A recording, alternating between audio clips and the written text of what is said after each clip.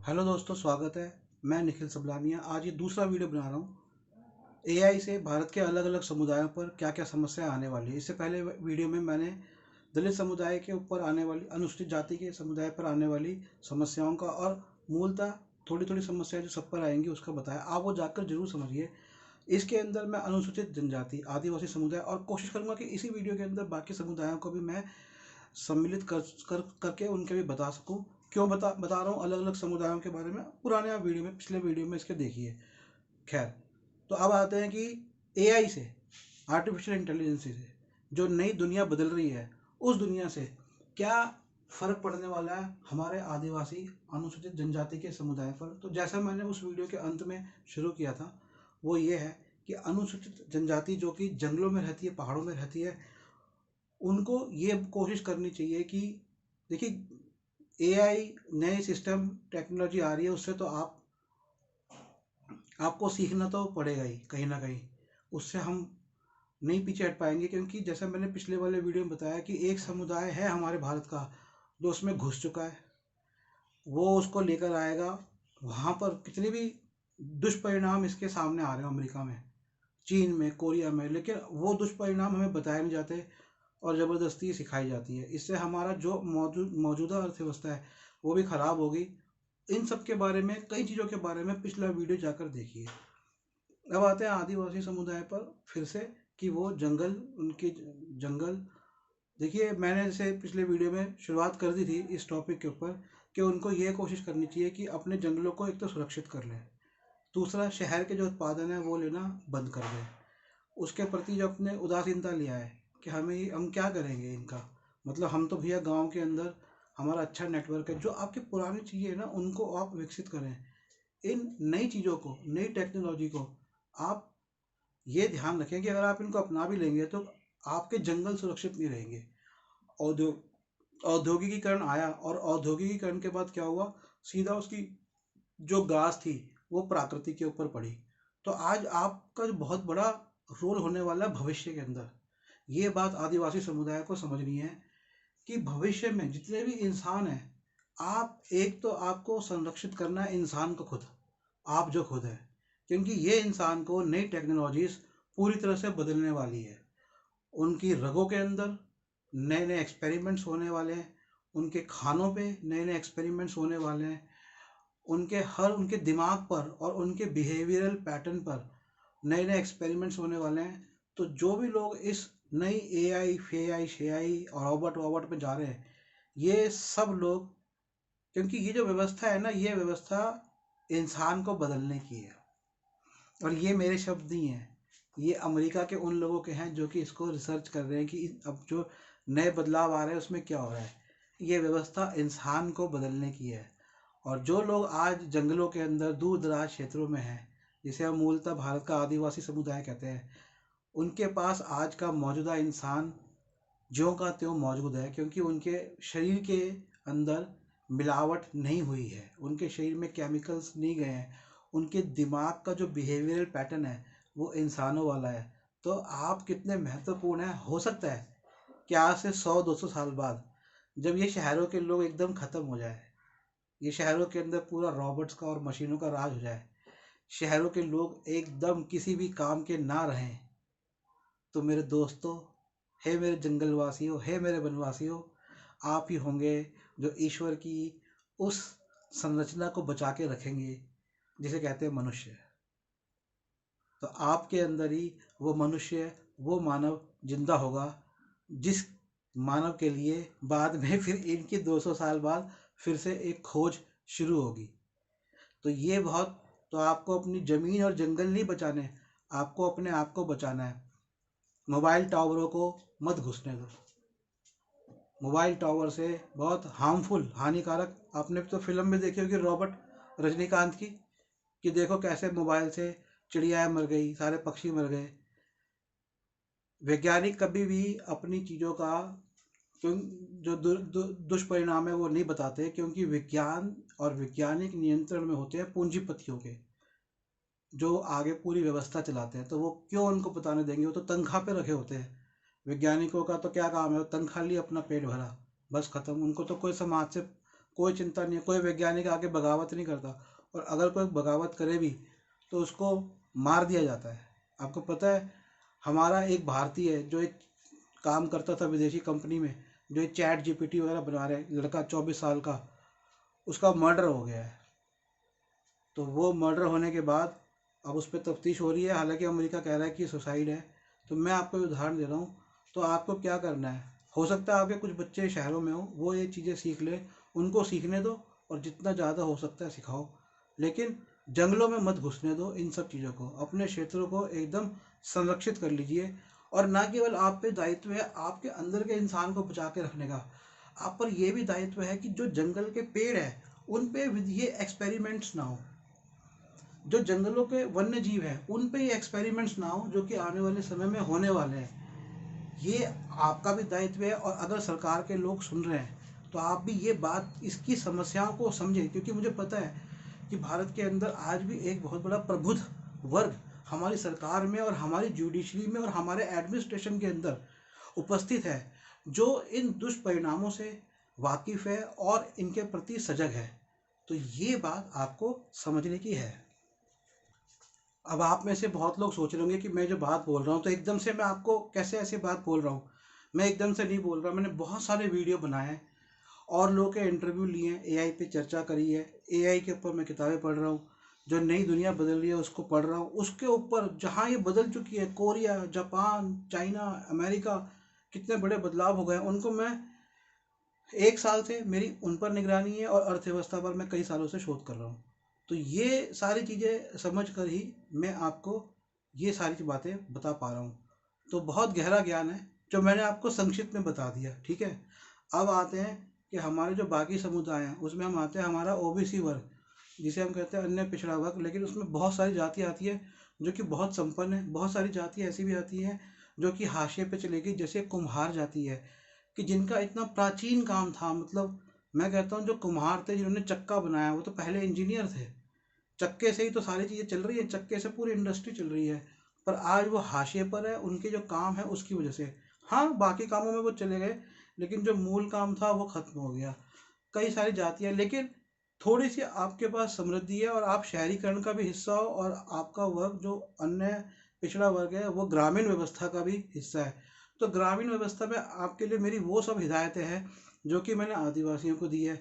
आपके हाथ में खेती है, उस खेती को बर्बाद ना होने दे। आपने फर्टिलाइजर डालकर, ट्रैक्टर लगाकर पहले ही खेती को बर्बाद करा है, खेती और खेती के सिस्टम को बर्बाद किया। दूसरा, आप उसमें से लेबर बन के हटना चाहते हो और शहर में आना चाहते हो, वो बंद कर दो। आप खेती के साथ पशुपालन, औषधियों के ऊपर ध्यान दो, शहद पालन जैसे होता है। तो बाकी जो चीज़ें हैं जो मनुष्य के जीवन के लिए जरूरी है, और कपड़ा बनना, कपड़े को बनाने में आपका बहुत बड़ा हथकरघा के ऊपर आप ध्यान दो कि कपड़ा हाथ से बने। चमड़े को कैसे, आपके पास स्पेस है तो आप लोग चमड़ा बनाने के छोटे छोटे सेंटर्स भी कैसे बना सको। गवर्नमेंट से बात करो कि चमड़े का जो मैन्युफैक्चरिंग है वो केंद्रीकृत होकर कुछ फैक्ट्री में ना हो, अलग अलग जगह पर हो और लोगों द्वारा करी जाए। ये बहुत महत्वपूर्ण चीज़ें जो है ना, आप एआई को सीख सकते हो, आपके बच्चे सीख सकते हैं। लेकिन मैं क्योंकि आगाह निरंतर कर रहा हूँ कि ये व्यवस्था दुनिया को हाशिए पर लेकर आ जाएगी, जैसे औद्योगिकीकरण हाशिए पर लेकर आ गई। आप मेरा पिछला वीडियो जरूर सुनिएगा, उसमें मैंने बताया कि भारत कितनी बड़ी आर्थिक शक्ति था और हाशिए पे आ गया। तो भारत के आर्थिक शक्ति बनने में प्रमुखता जो है ना, वो भारत के श्रमिकों का हाथ था, जो कि अनुसूचित जाति दलित वर्ग से आते हैं।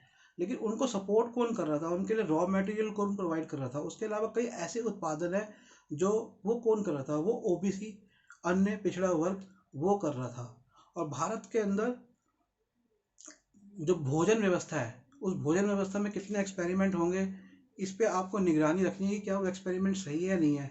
वैसे देखिए, मैं तो बताऊं कि ना ही हो तो अच्छा है। जो प्राकृतिक, जिस तरह से पौधा है, पेड़ है, उनको वो प्राकृतिक रूप से अगर रहें तो वो ज़्यादा बढ़िया होगा। तो इस बात को आपको समझना है, गौर करना है। अब हम अगले वर्ग पर आते हैं जो कि भारत का वर्ग है, वो है अन्य हिंदू। सबसे पहले अन्य हिंदू पे आता हूँ, ब्राह्मण, वैश्य और क्षत्रिय, और उसमें कायस्थ और कुछ भी आता है जिन्हें प्रमुखता को आरक्षण नहीं मिलता, लेकिन उनकी शिक्षा बहुत अच्छी है। सबसे पहले ब्राह्मण वर्ग पे आता हूँ। देखिए, ब्राह्मण वर्ग जैसे मैंने पिछले वाले वीडियो में बताया है कि ब्रिटिश लोग चाहते थे कि भारत पे अगली एक क्लास नियंत्रण करे। तो ब्राह्मण और कायस्थ हो, कायस्थ ब्राह्मण वो क्लास थी जिनका नियंत्रण था, और कायस्थ वो क्लास थी जिनको जिनके करीबी थे अंग्रेज। तो इन्होंने उनको तैयार किया, तो तैयार किया था कि नया एडमिनिस्ट्रेशन, जुडिशरी और डेमोक्रेसी जो इस्टेब्लिश करेंगे उसको ये संभाले। लेकिन समस्या ये है कि ये लोग बाकी कामों में घुस नहीं पाए, तो उसकी वजह से इनमें भी, इन वर्गों में भी गरीबी का स्तर बढ़ता गया।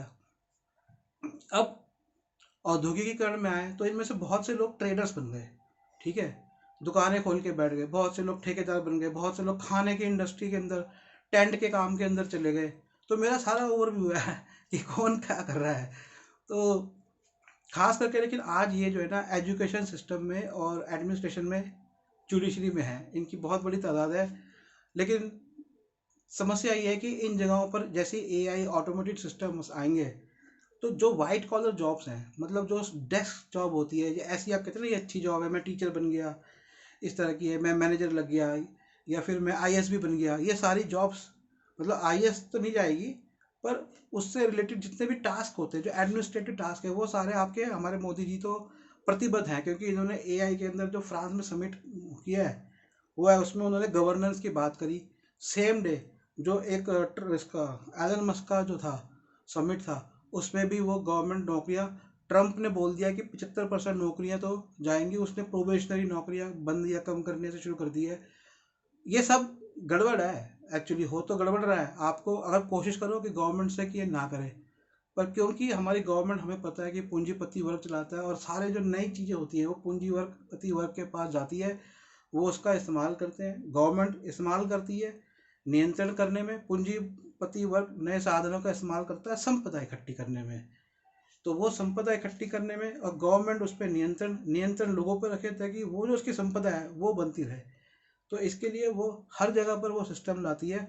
और फिर गवर्नमेंट की एक और मशीनरी है पुलिस, जिसके द्वारा वो लोगों को नियंत्रित करती है। एक और मशीनरी है जुडिशरी, जिसके द्वारा भी वो लोगों को नियंत्रित करती है। तो ये सिस्टम है, इसके अंदर आप कुछ कर नहीं पाएंगे, चाहे आप ब्राह्मण हो, चाहे क्षत्रिय हो, चाहे वैश्य हो, आप मुस्लिम हो, दलित हो, आदिवासी हो, जैन हो, कुछ कर नहीं पाओगे, क्योंकि आप सब बटे हुए हो आप कुछ नहीं कर पाओगे। है, मुगल भी आके राज करें, अंग्रेज भी आके राज करें, और अब हमारे मौजूदा लोग राज कर रहे हैं, हम देख रहे हैं नए नए अमीर लोग बन रहे हैं, आप कुछ कर नहीं पाओगे, आप कुछ कर नहीं सकते, आप बिखरे हुए लोग हो डिवाइडेड लोग। आप अंग्रेजों को कहते हो कि अंग्रेजों ने डिवाइड एंड रूल, फूट डालो राज करो, लेकिन आपकी अपनी फूट है आपस में, तो अब उस फूट का मजा लीजिए। तो कुछ लोग जो है ना, वो तो मजा ले सकते हैं, जो आज आईआईटी वगैरह के हो, फटाफट अपना एआई सीख रहे हो। लेकिन मैं यहाँ पर एक बात बता दूँ कि ये वही लोग हैं जिन्होंने फटाफट कंप्यूटर इंजीनियरिंग सीखी थी, मोटा पैसा कमाया, और आज उनकी जो 50 के भी नहीं होंगे, और आज वो विदेशों से उनकी छटनी होनी शुरू हो गई है। तो सॉफ्टवेयर इंजीनियर्स ही जाने लग गए वहाँ से, जो कि सबसे बड़ी तादाद में आईटी में घुसे थे। दलितों में से तो वो आईटी में घुसा नहीं, तो वो निकलेंगे नहीं, पर आप घुसे हो, डॉक्टर बनते हो, है, फटाफट, तो डॉक्टर खत्म हो जाएगा, रॉबोट्स आ जाएंगे।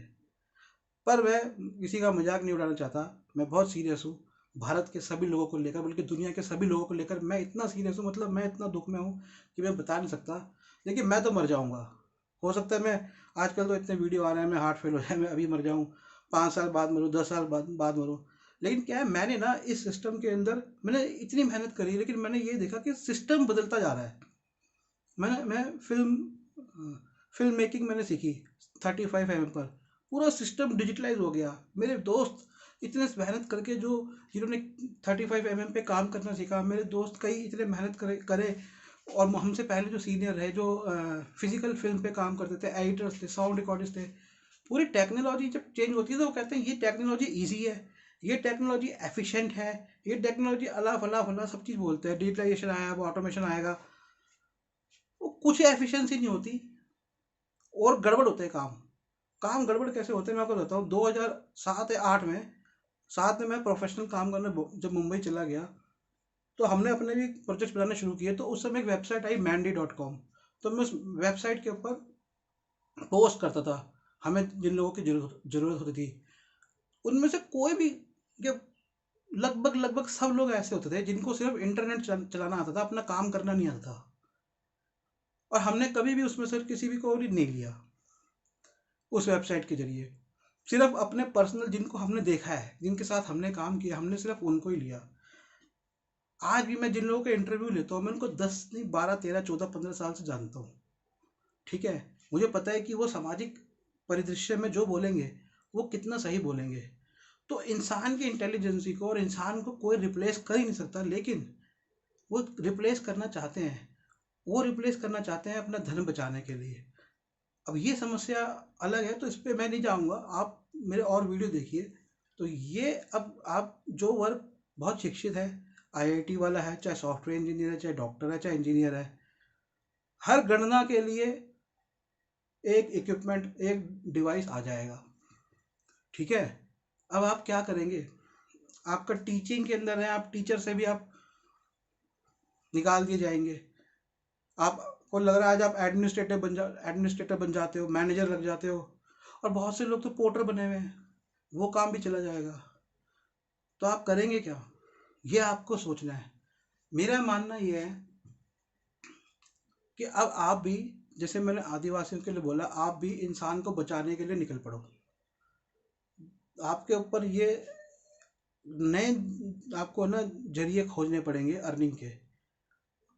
लेकिन जैसे मेरी एक मुहिम है कि इस दुनिया से पूरे को पैसे का सिस्टम ही ख़त्म करना, उस मुहिम में आप लगो कि हम कैसे कैपिटल का मॉनेटरी सिस्टम ही ख़त्म करें। इस पर रिसर्च करो, इस पर आगे की सोचो। ये आप काम करो कि हम नई अर्थव्यवस्था को किस तरह से बदलें, क्योंकि आप थोड़े साधन संपन्न हो और आपके पास शिक्षा का स्तर अच्छा है। ये आप करो। अगला समुदाय में आता हूँ। भारत का जो है वो क्षत्रिय है। क्षत्रिय समुदाय हमारे भारत में सेना में चला गया, पुलिस में काफ़ी है, ज़मीनें हैं, काफ़ी अच्छे संपन्न है, गरीबी फिर भी है। देखिए, आपकी तो पूरी पावर ख़त्म हो गई। आप जब हथियार उठाते थे तो अकेले तो नहीं उठाते होंगे, और भी 10 लोगों को साथ लेते होंगे युद्ध के समय। वो सारा हथियार का सिस्टम बदल गया। हमारे एक राजा रहे, तो मुझे उनका नाम याद नहीं आ रहा। तो उन्होंने एक सबसे पहले दुनिया में जो पेन की पिस्तौल होती है ना, पेन से चलने वाली बंदूक, वो उन्होंने बनाई थी। और दुर्घटना में उनका, हवाई दुर्घटना में, आई थिंक जोधपुर के वो रहे थे, राठौड़ परिवार से, और वो साइंटिस्ट थे। उन्होंने एक पुरानी कार लेकर उसको खोल दिया, और ताकि वो उसके अंजर पंजर देखकर उसको समझ सके। तो फिर वो राजनीति में आए। राजनीति के अंदर उनके ही मंत्री उनके प्रतिद्वंदी बन गए। तो ये जो समस्या है ना, कि अब देखिए, वो शासक थे, अच्छे बुरे कैसे भी हमारे देश के शासक रहे, लेकिन उनको व्यवस्था पता थी कैसे चलती है। ये शासक ही थे जिनकी वजह से भारत समृद्ध हुआ था। ठीक है, हम जैसे मैंने पिछले वीडियो में बताया कि भारत पूरी दुनिया के जीडीपी का 23% था। तो वो उसमें इन शासकों का भी बहुत अच्छा हाथ था, और उनको लेकिन किस तरह से तबाह किया गया, उनका इस्तेमाल नहीं किया गया, ये बड़ी दुख की बात है। दूसरा, उनको अब ये समझना पड़ेगा कि देखिए, ये जात पात बाद में आई। प्राचीन काल में भारत में सब लोग एक थे, आपको एक जिम्मेवारी दी गई आपके पुरखों को। अब आपने उसमें जात पात अपना ली, तो सबसे पहले तो अब आपको जातिवाद के विरुद्ध राजपूतों को, अन्य क्षत्रियों को, सबको आना पड़ेगा। ये सामाजिक मूवमेंट को आप में आप घुसिए, यहाँ से आपकी अर्निंग भी होगी, और यहाँ से आप नए सिरे से भारत का निर्माण कर सकते हैं। अब आपके ऊपर भी ये है कि आप ये जो एआई और ऑटोमेटेड सिस्टम आ रहे हैं, इसके अंदर चीज़ें सीखें। गवर्नमेंट को बोलें कि हमें भी ये सिखाएं। हमने जब देश को संभाला है, हमने तलवारें चलानी सीखी है, तो क्या हम ये एआई सिस्टम नहीं सीख सकते? सीखना सबको है, लेकिन आपके पास ये तलवार है बताने के लिए सरकार को कि भैया, अब हमें तुम राजपूत वोट बैंक, क्षत्रिय वोट बैंक, ये सब फला फला फला बेकार की चीज़ें होने वाली है। ये हम कोई वोट नहीं है, हम कोई वो नहीं है, हम भी इंसान हैं। और इंसानों को अब हमें, जैसे हमारे पुरखों ने पहले की चीज़ें सीखी, हमें भी नई चीज़ें सीखनी है। ये बात आपको सरकार से करनी है, लेकिन जैसे मैंने कहा इनसे नौकरियां कम हो जाएंगी, इनसे हम और समस्याएं हमारी आ जाएंगी। अब आपको ये समझना है कि आपको नई बदलती दुनिया में कि आप किस तरह से एक नया भूमिका निभा सके। जैसे आपके पूर्वजों ने पहले निभाई कि हम शिकारी से जब हम कृषि के अंदर आए तो भाई कृषि में ऐसा उत्पादन कर दो और कृषि को विकसित करो, उसका निर्यात करो, या उसको मतलब वो जो भूमिकाएं थी पुरानी, नगर व्यवस्था आपने डेवलप करी, आपने केमिकल इंडस्ट्री आपने डेवलप करी, आपने लौह इंडस्ट्री, लोहे की इंडस्ट्री, धातुओं की इंडस्ट्री डेवलप करी। गुजरात के एक राजा थे आई थिंक कच्छ के, तो वो विदेशों से बहुत चीज़ें इकट्ठी करते थे और उन्होंने प्रयास किया। तो कोई मुस्लिम व्यक्ति थे, वो बहुत अच्छे कारीगर थे शीशे के, तो उनको शीशे इतने पसंद थे शीशे की चीज़ें, तो उन्होंने यहीं पर जो है ना शीशे बनाने लगाए, मतलब कांच की इंडस्ट्री यहाँ पर लगाई। तो ये सब काम आप कर सकते हो, आपके पास साधन है। जैसे मैंने कहा कि बाकी वर्गों को फिर शिक्षा लेकर आप बाकी वर्गों को अपने साधन को उस तरह से शिक्षित करो। बहुत दुख की बात है कि एक वर्ग जो है वो एंटी मुस्लिम हो गया, बहुत वर्ग नहीं है। हमेशा अब जो होना था पास्ट में हो गया, अब मिलके आगे करो। और यही अगला समुदाय है जिसके बारे में मैं बात करूंगा, मुस्लिम समुदाय। वैश्य पर थोड़ा सा आ जाता हूँ क्योंकि फिर एक क्रोनोलॉजी टूट जाती है। लेकिन मैंने वैश्य पे इसलिए नहीं बोला कि मैं भूल गया। असल में हमें एक बात समझनी पड़ेगी कि वैश्यों का, हिंदू वैश्य और जो मुस्लिम है उनमें क्या समानताएं हैं और उनकी क्या भूमिका रही है देश के अंदर, देश की अर्थव्यवस्था में। इसलिए मैंने वैश्य को पहले नहीं बोला। मैं वैश्य पे इसलिए बाद में आना चाहता हूँ ताकि आप पहले मुस्लिम्स को समझ लो। देखिए, पहली बात कि भारत में 97% मुस्लिम यहीं के खून के हैं। बाकी जो मुस्लिम आए, अब ये समझना है कि वो यहाँ पर आकर क्यों बसे और उनका पर्पस क्या था। उनका पर्पस ये था, सिर्फ लूटना पर्पस होता तो वो यहाँ से चले जाते। देखिए, वो एक दूसरी दुनिया से आए थे जिसके रास्ते उनको पता थे और जिसके बाजार उनको पता थे। तो उनका एक मकसद यह भी था कि यहाँ के उत्पादनों को वहाँ बेचना और वहाँ के उत्पादनों को यहाँ बेचना। लेकिन इसमें जो, जैसे मैंने कहा कि भारत का जो जीडीपी है वो 23% था अंग्रेजों के आने से पहले। तो इसमें उनका जो मुख्य उद्देश्य होता था भारत के लिए, वो था कि भारत का यहाँ का सामान उठाकर बेचना दूसरे देशों में। तो भारत का निर्यातक बनने में उनकी बहुत बड़ी भूमिका ही रही। लेकिन इसमें अब वैश्य वर्ग भी आ जाता है।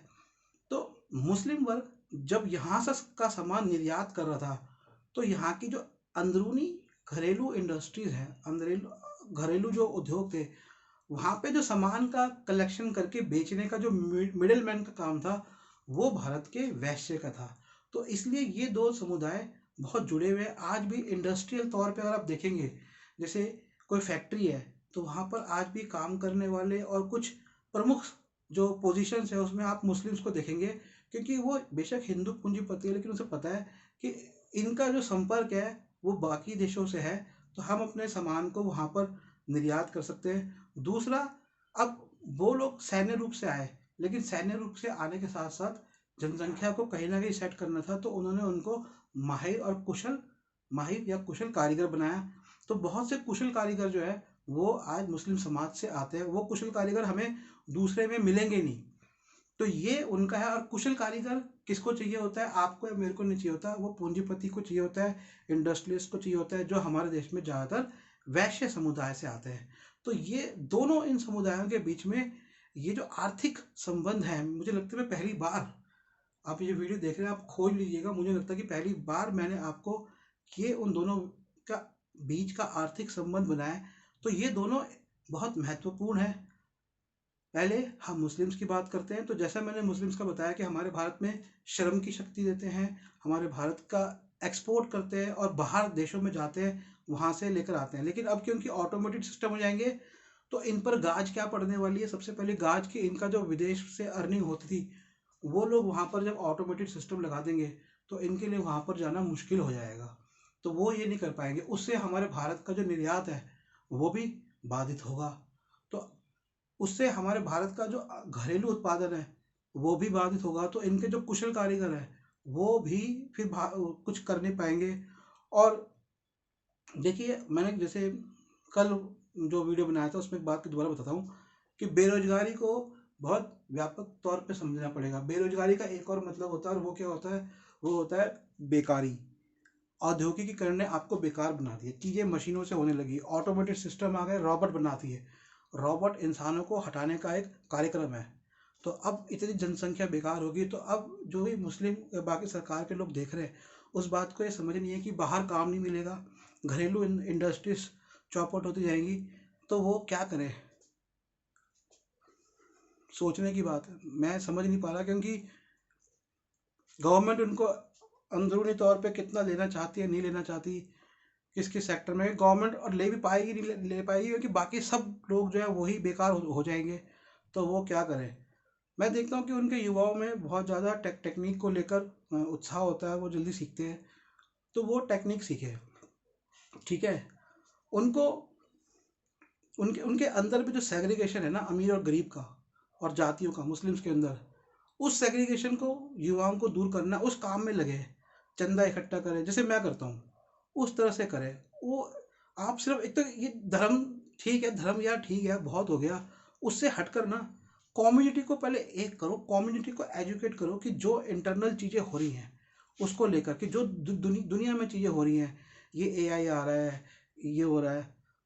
और दूसरा ये कि इंग्लिश सिखाओ ज़्यादा से ज़्यादा लोगों को, क्योंकि जब तक इंग्लिश नहीं सीखेंगे तब तक ये नई जो डेवलपमेंट है वो समझ नहीं पाएंगे। प्रतिरोध भी करो। आपकी जहाँ इंडस्ट्रीज में अगर एआई आ रहा है और आप जहाँ काम करते हो, आप प्रतिरोध भी करो कि हम ये एआई ऑटोमेटेड सिस्टम और रॉबोट्स नहीं लेके आ रहे।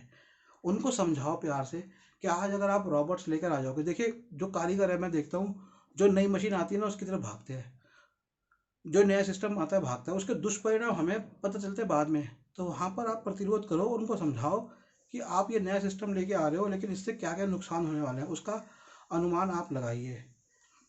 व्यापार के अंदर अब आप, बहुत से लोग व्यापारी हैं, तो अब आपको व्यापार के साथ साथ जो नई टेक्नोलॉजिकल चेंजेस आएंगे उस पर भी जाना है, और साथ में आपके पास अगर पुराने कौशल थे, जैसे हथकरघे का कौशल था, तो वो पुराने कौशलों पर भी आपको वापस आना है। आपके पास अगर कुछ मेटल्स का था, लेकिन इन सब के लिए आपको एजुकेट करना पड़ेगा लोगों को, और गवर्नमेंट को भी, गवर्नमेंट में बैठे लोगों को, एडमिनिस्ट्रेशन को, जुडिशरी को, इनको सबको आपको एजुकेट करना पड़ेगा, आपको खोजना पड़ेगा अंदर। जिनके पास एग्रीकल्चर है वो एग्रीकल्चर की पकड़ रखे, ज़मीनें सेल आउट ना करे, ये बात को ध्यान रखें। अब आता हूँ मैं वैश्य समुदाय के ऊपर।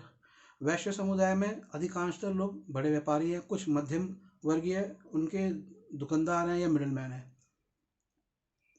तो जो बड़ा व्यापारी वर्ग है ना वो तो घुस चुका है, और वो घुस रहा है नए सिस्टम के अंदर, और वो जब नए सिस्टम में घुसेगा तो जो मिडिल वर्ग है वो उसकी पूंछ की तरह उसके साथ जाएगा जाएगा। लेकिन वो कितना स्ट्रगल करेगा, मतलब वो औद्योगिकीकरण में भी घुसा, वो दुकानदार बना, तो वो उसकी स्ट्रगल कब खत्म होगी। जो वैश्यों का मिडिल या वैश्यों का गरीब वर्ग है, गरीबी उस उनमें भी है, मिडिल वर्ग उनमें भी है, बाकियों के मुकाबले कम है गरीबी, या बाकियों के मुकाबले मिडिल वर्ग ज़्यादा है, मिडिल जो है ना मध्यम वर्ग ज़्यादा है। लेकिन समस्या तो ये है ना कि देखो कितने तरह की चीज़ें आप बदलोगे, क्योंकि आप पूंजी के चक्कर में रहते हो, और पूंजी के चक्कर में बहुत ज़्यादा प्रेशर में रहते हो। प्रोडक्टिव रिप्रोडक्शन सिस्टम जो है, मतलब रिप्रोडक्शन, मतलब जो बच्चों की पैदाइश है वो वैश्य समुदाय में कम है। इस बात को वैश्य समुदाय को समझना है, और कहीं ना कहीं जो काम का प्रेशर रहता है, वो काम के प्रेशर, कैपिटल का प्रेशर आपके ऊपर रहता है। दूसरा कि आप लोगों से जुड़ नहीं पाते, हंस खेल नहीं पाते, आपकी लाइफ मतलब पागलों की तरह भागे भागे निकल जाती है। तो मुझे लगता है एक तो आप स्पोर्टी हो, स्पोर्ट्स में आओ, आप ये सब चीज़ें सीख लोगे, आप इंटेलिजेंट हो, आपके पास संसाधन है, सब कुछ है। लेकिन पहले, सबसे पहले जो मुझे लगता है वो आपका जो फिजिकल जो है ना बॉडी, आप जिमिंग में, जैसे मैंने एक लड़का देखा, वो वैश्य समुदाय से आता है, भारत का बहुत अच्छा, सबसे स्ट्रांग दुनिया का, वो पंजा लड़ाने में है।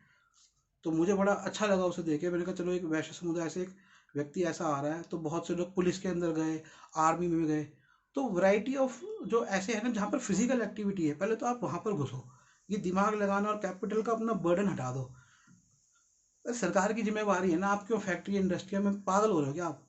सरकार की जिम्मेवारी, जो सरकार में जा रहे हैं उनको चलाने दो ना, उनसे नहीं चल रही तो आप ये मत बोलो हम सस्ता कर देंगे और हम दे देंगे, तो भाड़ में जाए, उनको करने दो।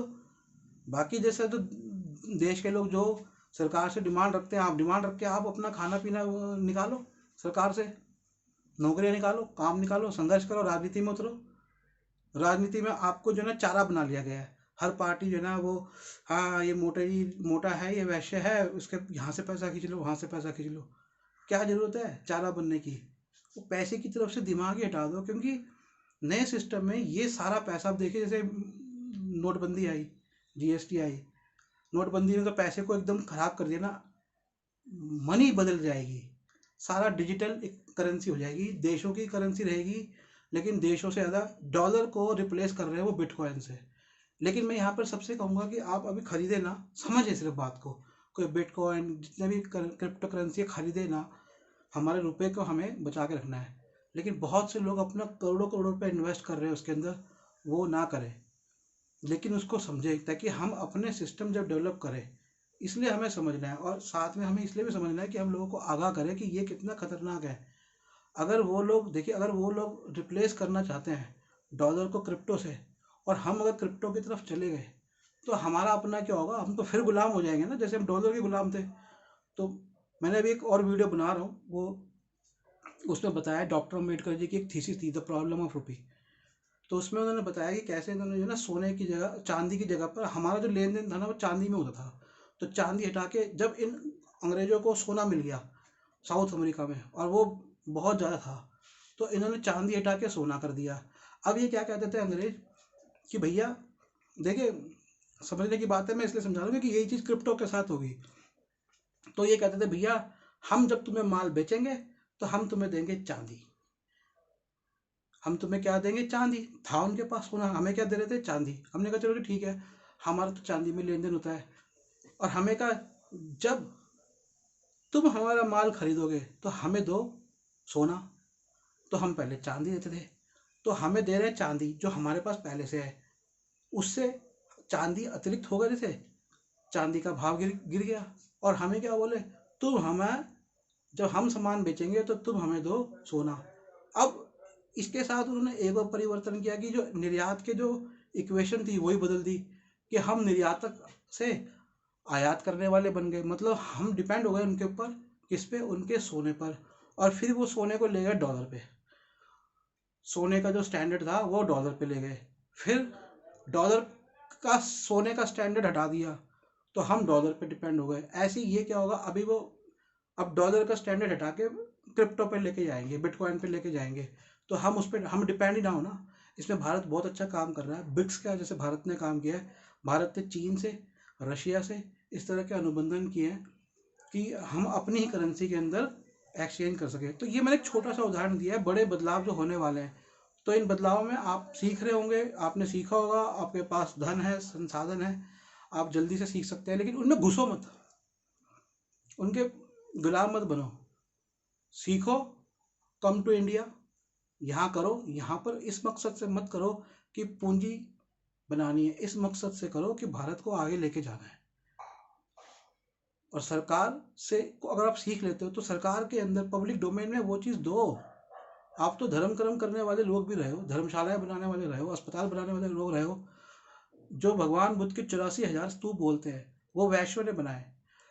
अशोक के जो एक वाइफ थी वो वैश्य समुदाय से आती थी, आपने फिल्म देखी होगी, वो जो लड़की है शाहरुख खान वाली जो फिल्म है वो वैश्य समुदाय की है।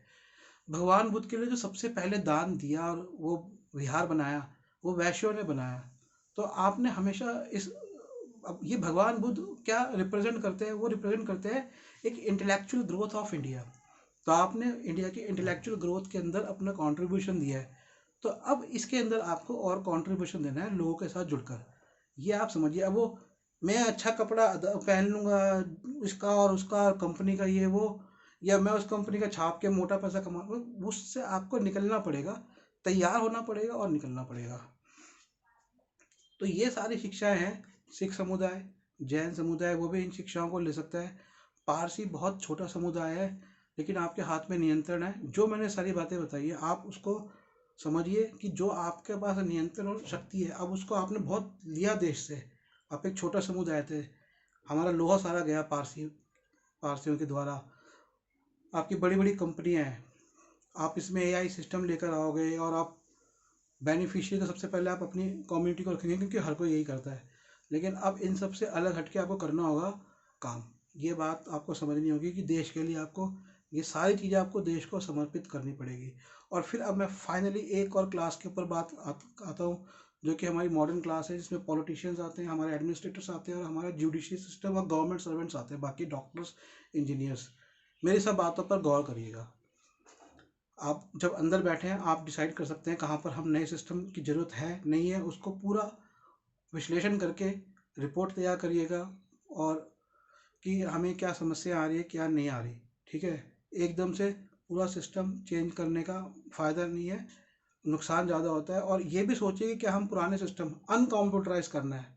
तो मेरी ये मुहिम है कि इसके लिए आपको सिस्टम्स को ये देखिए कि कहाँ कहाँ आप कंप्यूटर सिस्टम बंद कर सकते हैं, वो आपको समझना है। क्योंकि हमें एक स्टेज ऐसी आएगी, क्योंकि जो कंप्यूटर और इंटरनेट है ना, ये हमारा जासूसी के उपकरण है विदेशियों के। आपकी हर इन्फॉर्मेशन चली जाती है चाइना के अंदर, अमेरिका में। ठीक है, तो अब आपको ये काम करना है कि इनको ख़त्म करें, मैनुअल पर आए, और हम अपने डेवलप करेंगे, लेकिन उनको हमें ज़रूरी नहीं है कि हम इन्हीं के ऊपर, इन्हीं सिस्टम्स के द्वारा अपने सारे काम करें। ये बात आपको समझनी है। जुडिशरी में जो लोग बैठे हैं, मैं देखता हूँ कि जो जजमेंट्स आ रही हैं वो ऐसा आ रही है कि वो ढंग से पढ़ते नहीं है, लगता है मुझे। उनको और एक्सपेंड होने की ज़रूरत है, जो नई डेवलपमेंट्स हो रही है उसके लिए। उन पे बर्डन बहुत है, नो डाउट, बर्डन बहुत है और बहुत ज़्यादा है। लेकिन अब ये उनको रास्ता खोजना है कि गवर्नमेंट को बोले कि नंबर ऑफ़ वैकेंट सीट्स बढ़ाए, जुडिशरी के अंदर वैकेंट सीट्स तो फिल करें और भी सीट्स बढ़ाएं। ऐसे हमारा डॉक्टर्स का, डॉक्टर्स आपको लग रहा होगा आज आप उसको सब डॉक्टर साहब बोलते हैं, लेकिन आपकी जगह पर एक कंप्यूटर बैठा होगा जिसके लोग जाएंगे और डॉक्टर साहब बोलेंगे, और लोग जाएंगे भी नहीं, उनका एक वर्जन चला जाएगा और वो वर्जन आपका भी एक वर्जन होगा और इलाज हो जाएगा। मतलब टेक्नोलॉजिकली चेंज आ रहा है। एनीवे, मैं ख़त्म करता हूँ ये वीडियो, थोड़ा सा लंबा हो गया, पहले वाला वीडियो देखेगा। अगर आप कुछ किताबें पढ़ना चाहते हैं तो भाई मेरे पास जो किताबें हैं डॉक्टर अम्बेडकर जी की है, अनुसूचित जाति जनजाति की है। हाँ, अर्थव्यवस्था पर मेरी अपनी किताब है, कार्ल मार्क्स की है, इंग्लिश में कार्ल मार्क्स का ऊपर है, एडम स्मिथ पे है।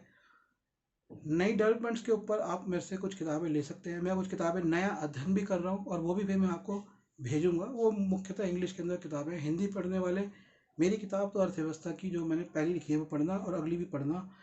किताब का और वीडियो देखने में फ़र्क है। वीडियो में हमें जानकारी मिलती है, लेकिन हमारा दर्शन नहीं बढ़ता है, हमारा इमेजिनेशन नहीं बढ़ती है, वो हमारी किताब से बढ़ती है। तो किताबें पढ़िए आप, वीडियो देखिए। ये 36 मिनट का है ना, तो 360 मिनट आप लगाइए किताब को पढ़ने में। मेरी पुस्तक का नाम, जो फिलहाल जो पुस्तक आई है अर्थव्यवस्था पर, उसका नाम है श्रम का विभाजन और निर्माण, जो मुख्यतः कार्ल मार्क्स की लेखनी और मेरी व्याख्या के ऊपर आधारित है। सरल हिंदी में उसे पढ़िए। और भी कई किताबें आ रही हैं ओबीसी वर्ग के लिए। मेरी बड़ी अच्छी जो पुस्तक डॉक्टर अम्बेडकर जी की है, उसका अनुवाद मेरा किया हुआ आ रहा है, शूद्र कौन थे, भारतीय समुदाय में चौथा वर्ण कैसे बने। और जब आप पढ़ेंगे आपको पता लगेगा कि अरे जात पात तो हम फालतू के अंदर मान रहे हैं, शूद्र जैसे तो कोई था ही नहीं। ये आपको समझ में आएगी। और भी कई किताबें आप ले सकते हैं, तो हमारी वेबसाइट पे जा सकते हैं, nspmart.com, nspmart.com। मेरा नंबर नोट करें 8527533051, 8527533051। एक और नंबर है 8851188170। कुछ समुदायों के बारे में मैं इस वीडियो में पूरा से बना नहीं पाया, लेकिन मुझे उम्मीद है कि वे भी समझेंगे ये वाला वीडियो और पिछला वीडियो देखकर, खास करके सिख समुदाय और जैन समुदाय। क्योंकि जैन समुदाय वैश्य समुदाय से बहुत करीबी है, तो उनको इतना वो नहीं है। और जो सिख समुदाय है वो क्षत्रिय समुदाय के काफ़ी करीबी है, और ओबीसी समुदाय के, उसमें दलित वर्ग भी आता है। तो क्योंकि उसमें जातियाँ अभी भी वैसी है, हालांकि सैद्धांतिक रूप से नहीं है, लेकिन वो इन वर्गों को समझ सकते हैं कि उनकी स्थिति क्या है। तो धन्यवाद। अगर मुझसे कोई गलती हो गई हो, और मैं गलती करता नहीं तो मुझे माफ़ नहीं करिएगा, आके मुझे पकड़ लीजिएगा। ठीक है, एक बार फ़ोन जरूर करिएगा ताकि मेरे पास आपके नंबर्स आएँ, ताकि इन वीडियोस को और कई वीडियोस को मैं आप तक भेज सकूँ। आप मेरे को व्हाट्सअप कर सकते हैं 8527533051 पर। तो हमें एक नया भारत जो बनने वाला है, उसमें हम कहाँ हैं और हमारे भविष्य कहाँ है, ये बात को हमें सबको समझना है, और इस दिशा में सबको मिलकर, सब भारतीयों को काम करना है। जय भीम, जय भारत, नमो बुद्धाय।